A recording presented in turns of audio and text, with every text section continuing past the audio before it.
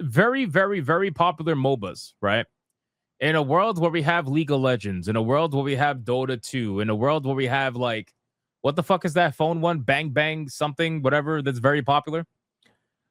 We have a lot of very popular MOBAs. And there is one studio that's apparently making a MOBA that I didn't even realize they were making one.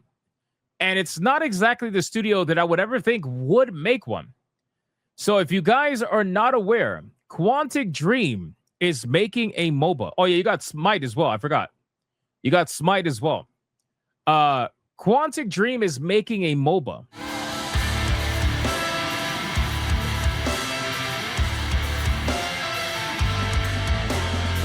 And if you don't remember who Quantic Dream is a studio that is behind video games like Heavy Rain, right? Which I actually like. I like Heavy Rain. They're behind video games like Beyond Two Souls, Detroit Become Human. They're basically action-adventure games, or basically adventure games with, you know, prompts on the screen. And now apparently they are making a MOBA, which is weird.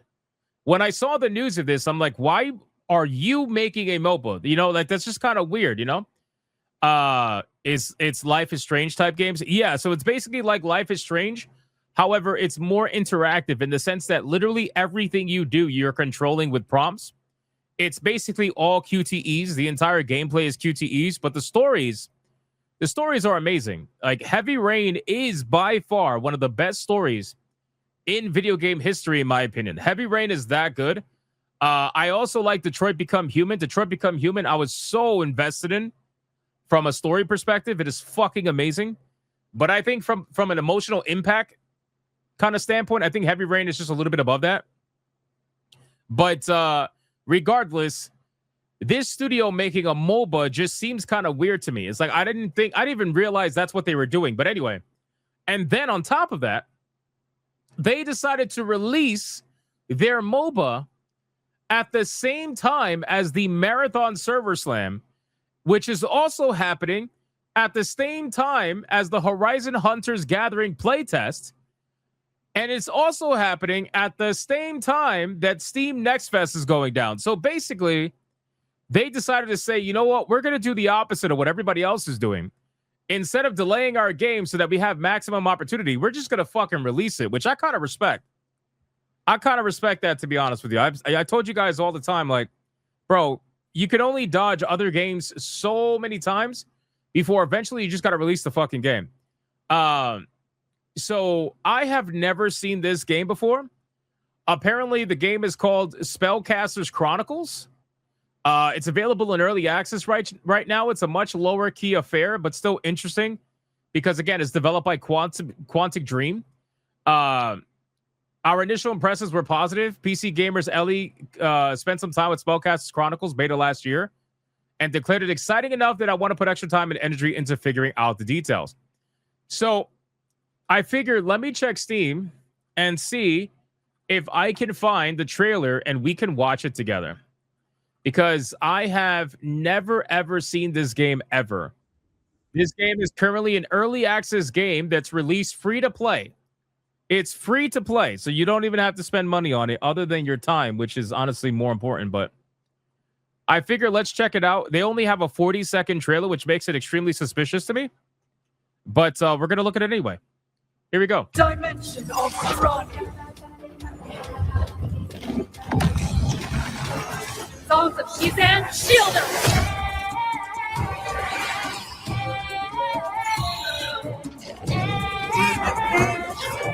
Glorious stride! This line is now mine.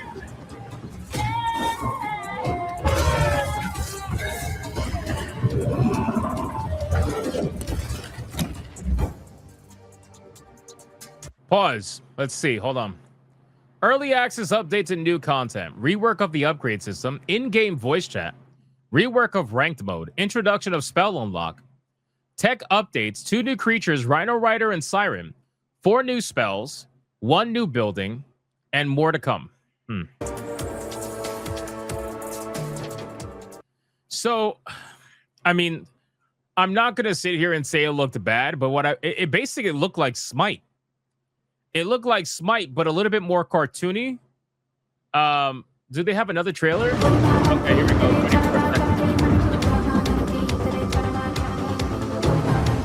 Ancient words.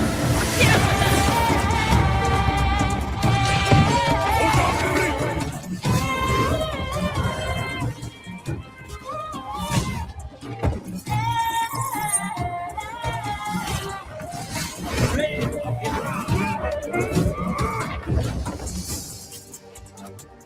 One of those characters looked like Jinx. In closed beta 2, they added Nordic Shore, a new arena, 16 gigs of RAM supported, bug fixing and balancing, ranked mode, in-game text chat, playable tutorial. So, I mean, they're working on the game. They're adding shit. You know what's sad, man? You know what's sad, guys? Can I be honest with you? I feel like the modern audience really fucking ruined this art style. I really do. Because every time I would see this art style, I would not mind it in the slightest because normally it would be right up my alley with like a certain, like either an RPG style game or something like that.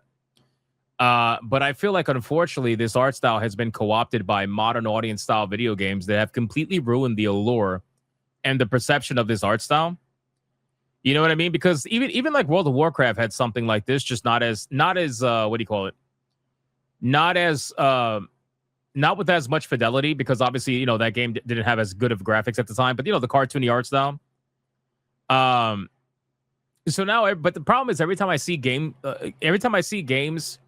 with an art style like this, I just immediately think of like, I don't know.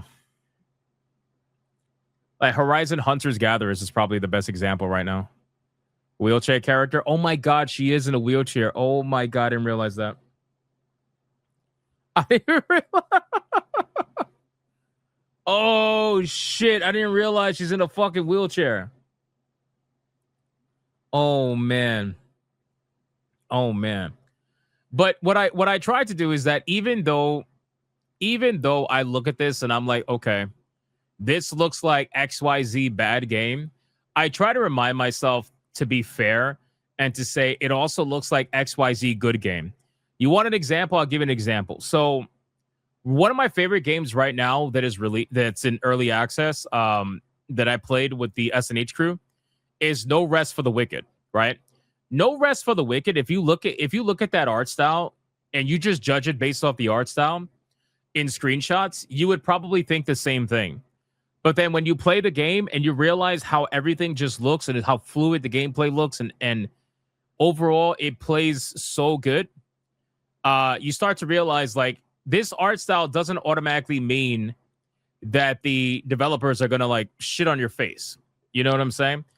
However, there is a big difference between a game like No Rest for the Wicked that's being made with passion and a game like this that just seems like it's trying to be every other MOBA.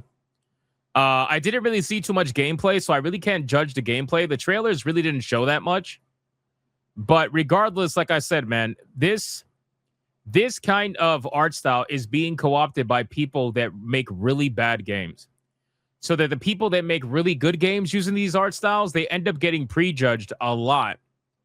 And I can't blame people for doing that. Like, I can't blame people for prejudging, because pattern recognition is a thing. So it kind of becomes the norm. Yeah, exactly. 9 times out of 10, they're coming at your face with their pants off. I'd probably say like 7 out of 10.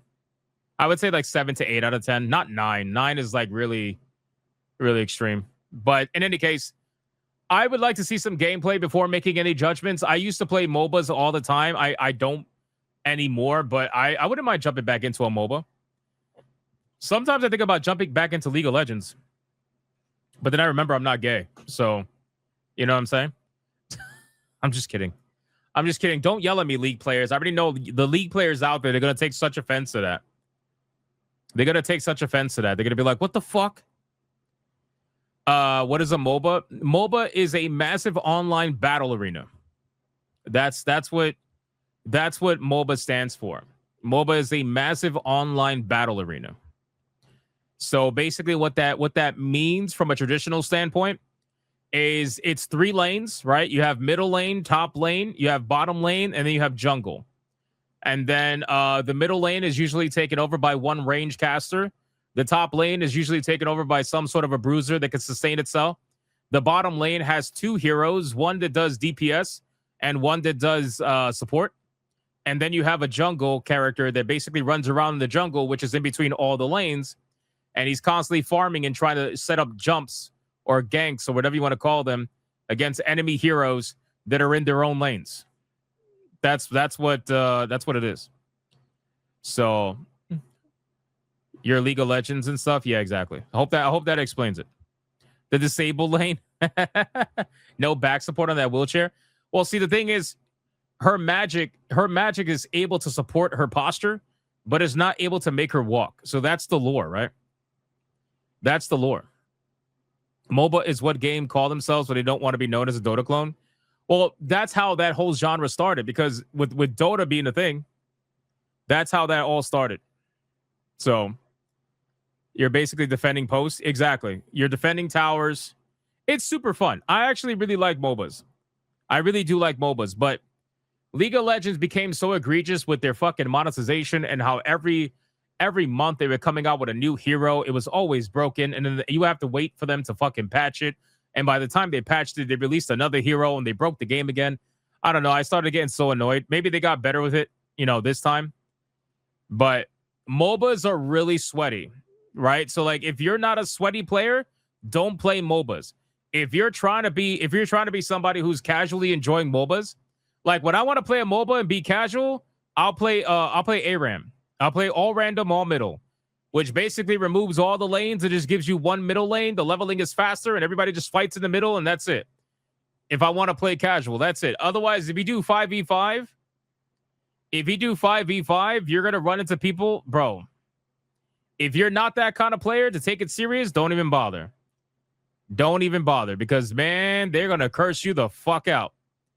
If you end up becoming a feeder, it's racing. No, it's not racing. Yo, I give up. Yeah, it's okay, son. Just give up. It's okay. You know what? Hold on. Let me give me 1 second, because they didn't show gameplay. I was hoping they were going to show gameplay. Maybe I'll follow it up later. And again, this game is getting completely swallowed up, by other what do you call it? By other video games right now. So let me show you some League of Legends gameplay to give you an idea what a MOBA is for the people that don't know what a MOBA is. So you spawn in, everybody spawns in at level 1. You spawn in at the main camp. You only got a little bit of gold you can use. You go to the shop, you buy your starter items, you level up your starter skill, and then you go into whatever lane you're designated for. And then after that, you got to slowly but surely farm. You got to farm creeps. These are the creeps here in the middle. You got to farm creeps while leveling up and trying not to get killed. Sometimes people get together and they push. This is not exactly a great strategy to necessarily push too hard too soon, but sometimes that does happen. They go for the early kill. They try to get the early gold. Every time you kill an enemy, you get gold. And the goal is to try to out-level and out-gear your opponent so that you can just start felting them, basically.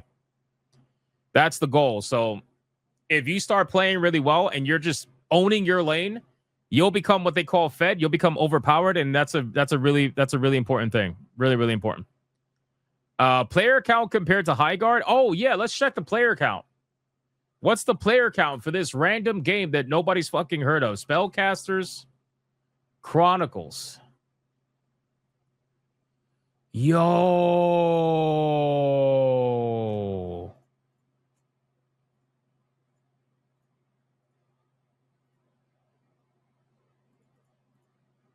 Holy shit. Hold on. Wait a second. Wait, 563. Hold on. 563.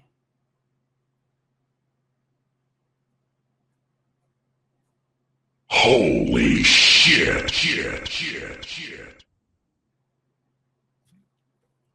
Wow.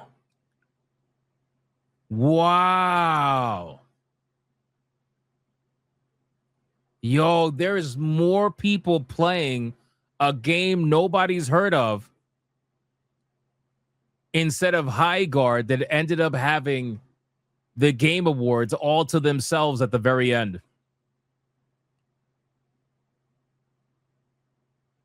Holy shit, boys. That's crazy. You want to know something, though? You guys want to know something, though? So it's in my opinion that if it wasn't for Jeff Keighley giving this game promotion at the Game Awards, if it wasn't for that, High Guard would have been right here. Maybe a little bit more. That's just the truth. I'm sorry. I'm sorry. I really do believe that. I believe that the only reason why it got to the numbers that it did was because of the controversy and because of the promotion at the Game Awards. Without that, you're just another average Joe Schmo that's trying to make it out here. And I feel like you probably would have did like 2,000. You know? You probably would have did like 2,000 maybe if you're lucky. You know? Or let's be fair, maybe 5,000. But still. That's amazing. Wow. That's crazy. Anyway, hey, congratulations to Spellcasters. You guys have more people playing this game than High Guard. That's got to mean something. I don't know for who, but it's got to mean something for someone.